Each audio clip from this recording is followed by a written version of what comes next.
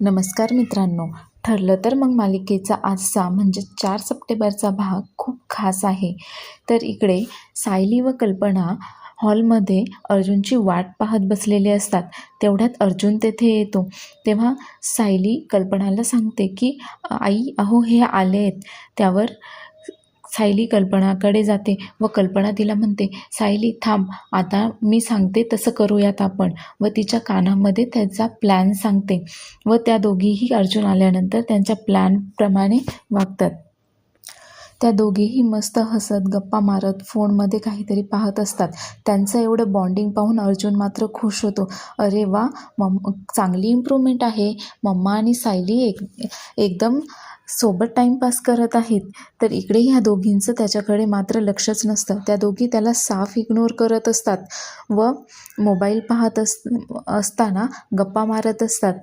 तेव्हा अर्जुन मात्र त्यांना आवाज देत असतो, अरे मला भूक लागली आहे, मला जेवायला वाढ ना, मोदक आहेत का?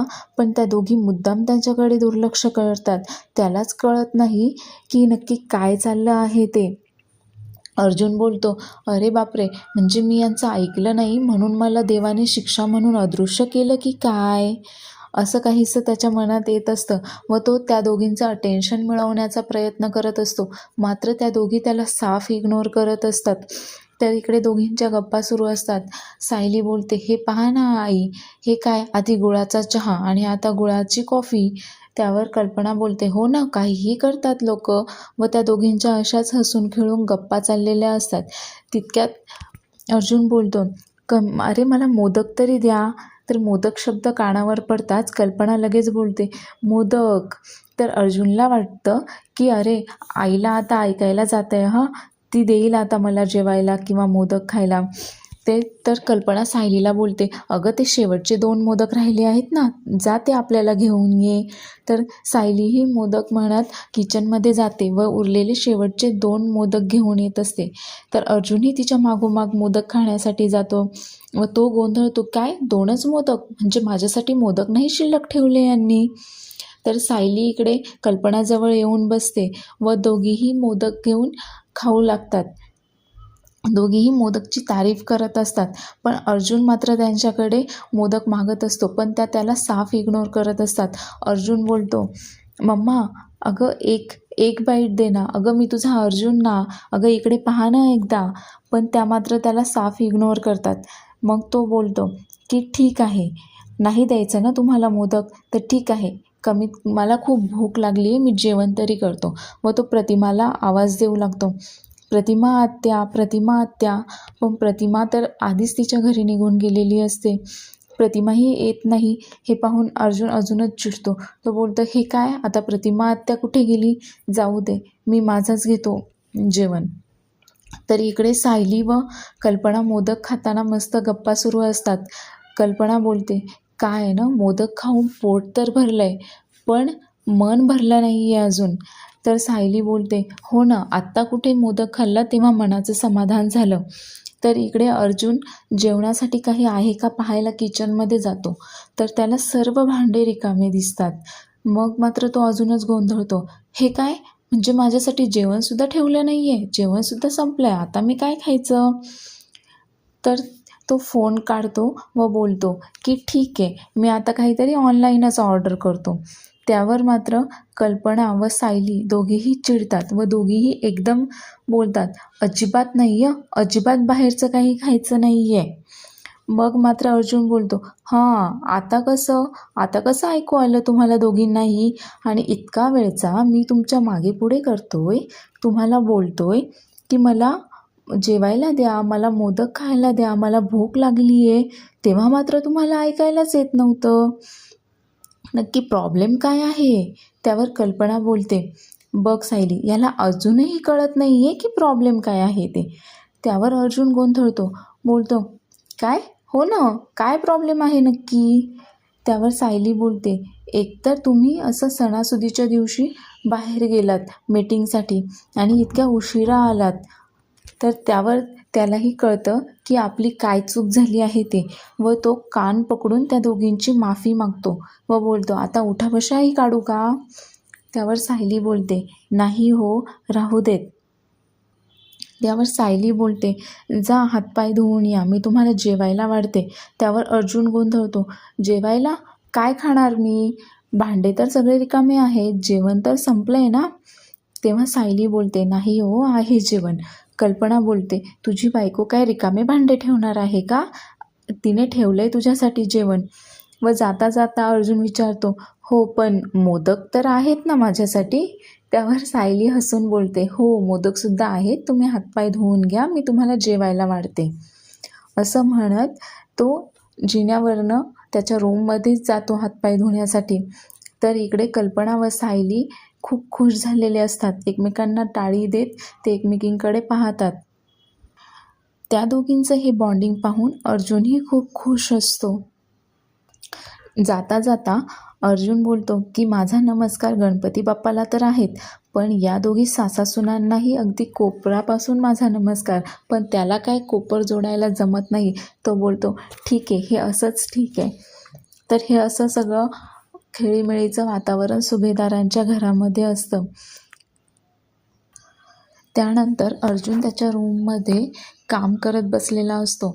तेव्हा त्याच्या लक्षात येतं की तो चैतन्य व कुसुमताई जेव्हा सायलीचं गाठोडं शोधत असतात आश्रमामध्ये, तेव्हा सगळ्या मुलांची गाठोडी असतात, फक्त सायली व तन्वीचं गाठोडं गायब असतं. त्याच्या डोक्यात विचार येतो की असं कसं होईल, फक्त सायली आणि तन्वीचं गाठोडं कसं नसेल. तेवढ्यात तेथे कल्पना येते व त्याला बोलते, काम करतोयस का? काही बोलू शकते का तुझ्याशी? वेळ आहे का? त्यावर अर्जुन बोलतो, हो मम्मा, बस ना. त्यावर कल्पना बसते व अर्जुनशी बोलू लागते. कल्पना बोलते की गेल्या काही दिवसांमध्ये मी सायलीला खूप दुखावलंय. तिच्याशी मी अजिबातही चांगली वागत नव्हते, पण आता मला याचा पश्चाताप होतोय. तुझ्यासाठी खूप सारं थँक्यू, कारण तू माझे डोळे उघडलेस. त्यावर अर्जुन बोलतो की मम्मा, तुझं सायलीवर खूप जास्त प्रेम आहे, हे आम्हाला सर्वांना माहीत आहे, पण फक्त तू ते दाखवत नव्हतीस. मी तर तुला फक्त पुश केलं तुझं प्रेम दाखवण्यासाठी. त्यावर कल्पना हसते.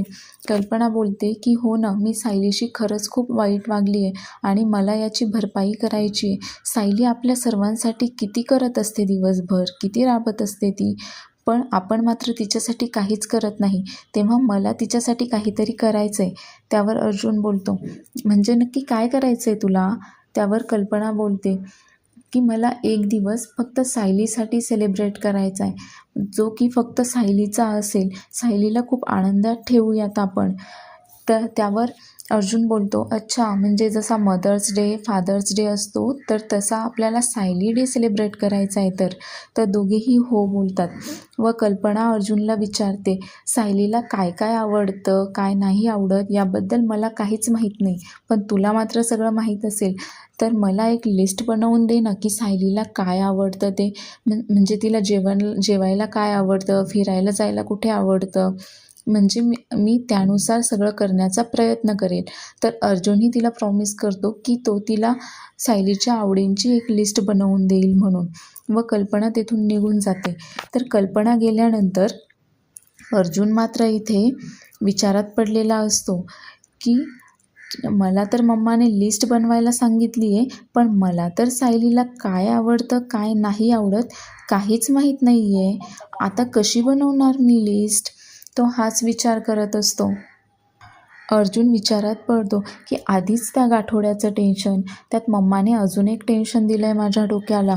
तेवढ्यात त्याला आठवतं की मला तर काही माहीत नाही, पण कुसुमताईंना मात्र सायलीबद्दल नक्कीच काहीतरी माहीत असेल. तितक्यात तो कुसुमताईंना कॉल करतो व विचारतो, कुसुमताई, सायलीला काय काय आवडतं मला सांगा ना एकदा. आम्हाला ना एक सायली स्पेशल डे सेलिब्रेट करायचा आहे. त्यावर कुसुमताई बोलतात, अच्छा, हेच का तुमचं बायकोवरचं प्रेम? तुम्हाला तिच्याबद्दल काहीच माहीत नाही? हा, तर मग वकील साहेब, ही तुमची नवीन केस आहे असं समजा व आता कामाला लागा. नाही, मी अजिबातही तुमची काहीच मदत करणार नाही आहे. त्यावर अर्जुनही गोंधळतो, त्यालाही काय बोलावं कळत नाही. तेवढ्यात त्याला आठवतं की सायली डायरी लिहिते व तो सायलीची डायरी घेतो व तिने डायरीमध्ये काही लिहून ठेवलं आहे का ते चेक करतो. तेव्हा त्याला सापडतं की डायरीमध्ये सायलीने तिच्या आवडीचं काहीही लिहिलेलं नसतं. तिने सर्व काही अर्जुनबद्दल लिहिलेलं असतं.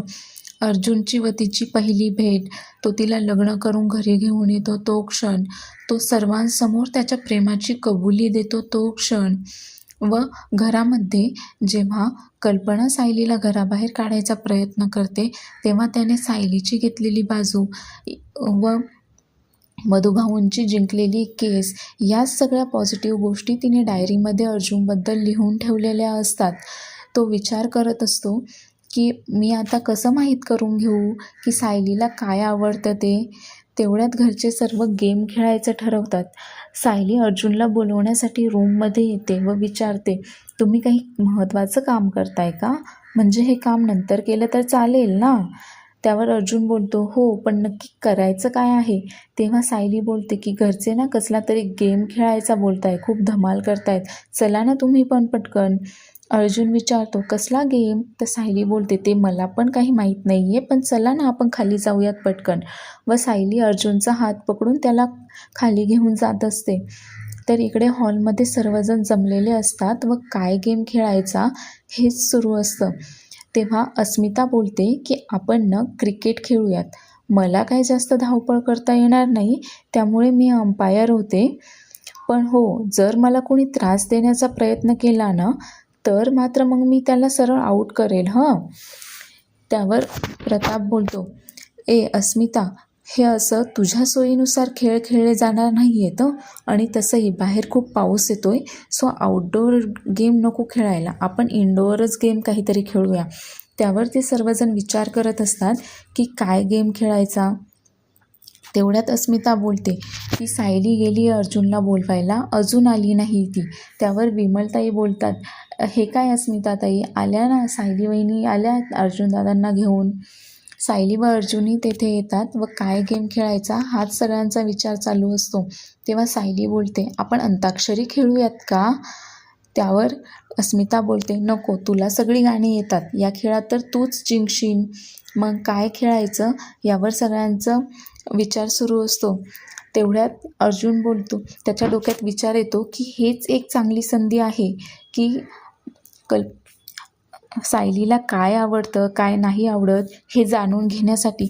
व तो बोलतो, आपण KYP गेम खेळूयात.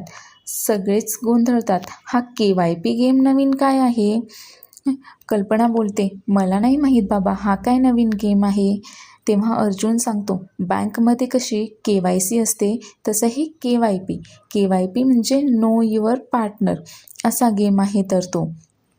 तेव्हा अस्मिताच्या लक्षात येतं की हा नक्की कुठल्या गेमबद्दल बोलतोय तो.